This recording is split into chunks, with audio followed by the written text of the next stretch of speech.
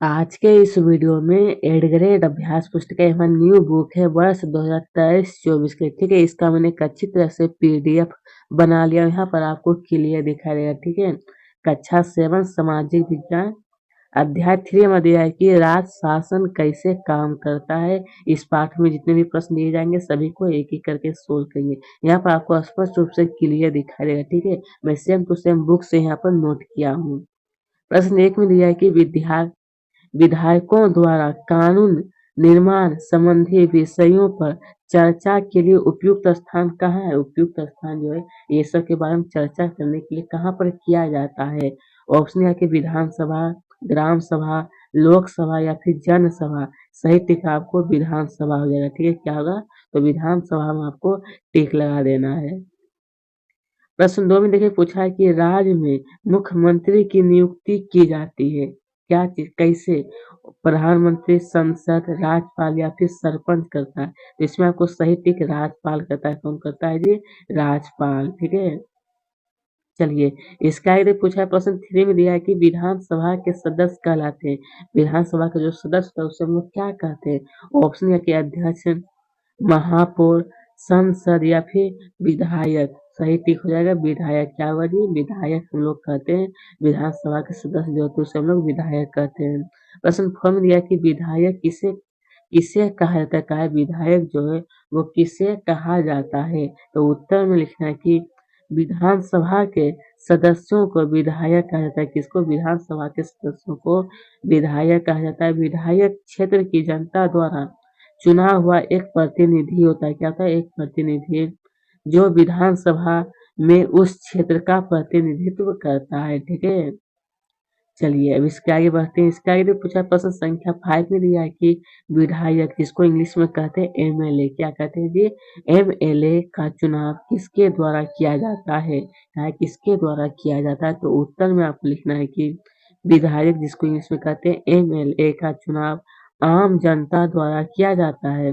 फिर वह विधानसभा के सदस्य बनते हैं। क्या बनते? तो विधानसभा का सदस्य और सरकार बनाते हैं।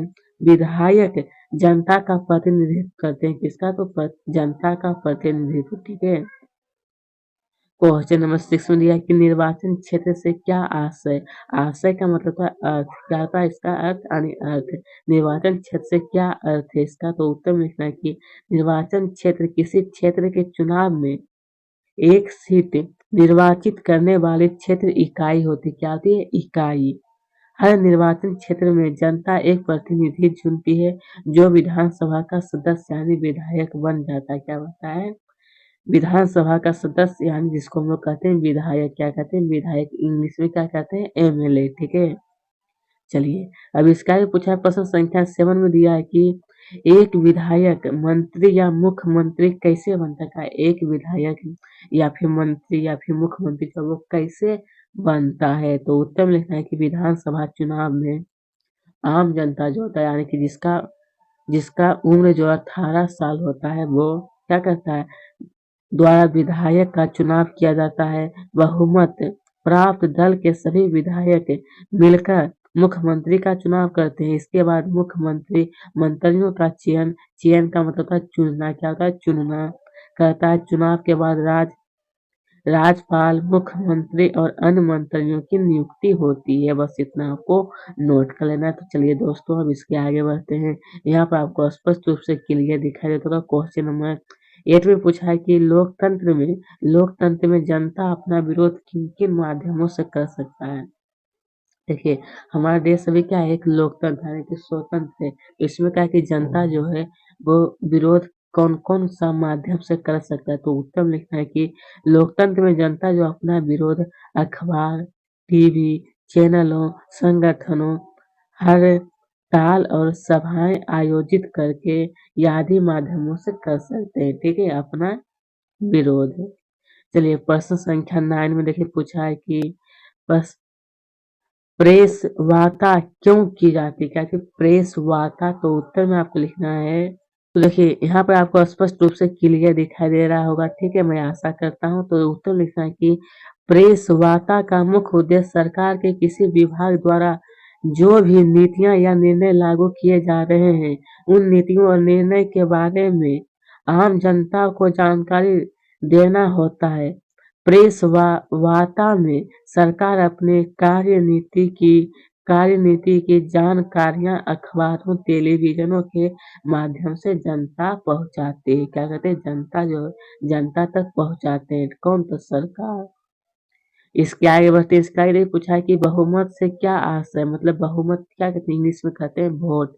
क्या कहते हैं? वोट। ठीक है, तो कहा इससे हमको क्या इसका अर्थ है, तो उत्तर में लिखना है कि जिस राजनीतिक दल के विधायक आधे से अधिक निर्वाचन क्षेत्रों में जीत जाते हैं, राज्य में उस दल को बहुमत में माना जाता है, जिसे बहुमत कहा जाता है। क्या कहते हैं? तो उसी को हम लोग बहुमत कहते हैं। ठीक है, चलिए अब इसके आगे देखिए पूछा गया क्वेश्चन नंबर 11 में दिया है कि राज्य में किसी एक विषय पर कानून बनाने का कार्य किसके द्वारा किया जाता है, किसके द्वारा किया जाता है। तो उत्तर में लिखना है कि राज्य में किसी भी विषय पर कानून बनाने का कार्य राज्य की विधायिका द्वारा किया जाता है। किसके द्वारा? राज्य की विधायिका द्वारा। ठीक है, क्वेश्चन नंबर 12 में देखिए पूछा है 12वां क्वेश्चन है कि सरकारी विभागों द्वारा जो भी कार्य किया जाता है, उसकी स्वीकृति लेनी पड़ती है किससे। तो उत्तर में आपको लिखना है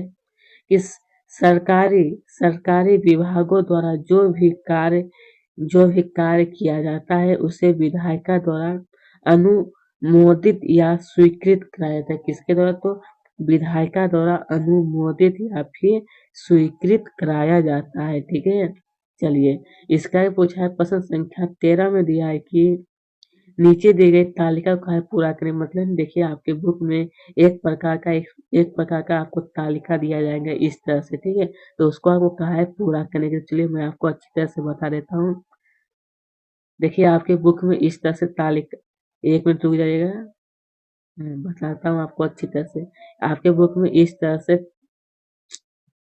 आप, ठीक है, देखिए आपके बुक में इस तरह से एक तालिका दिया गया है। ठीक है, उसमें आपको इस तरह से दिया गया है। देखा यहाँ पर आपको कहा है कि विभाग का नाम यहाँ पर उनके कहा है दो उदाहरण देने के लिए। स्कूल शिक्षा विभाग, इसका 2 उदाहरण है। पहला आपको लिखना है कि कल्याणकारी कार्यक्रम चलाना, दूसरा लिखना है कि स्कूल शिक्षा को बढ़ावा देना, स्कूल शिक्षा को बढ़ावा देना। ठीक है, ये आपको पूरा लिख लेना है। फिर देखिए दूसरा में दिया है थे कृषि विभाग के बारे में पहला पॉइंट आपको लिखना है कि खेती को बढ़ावा देना। दूसरा क्या लिखना है कि किसानों को लाभ देना। क्या होगा? तो किसानों को लाभ देना। ये दोनों आपको नोट कर लेना है।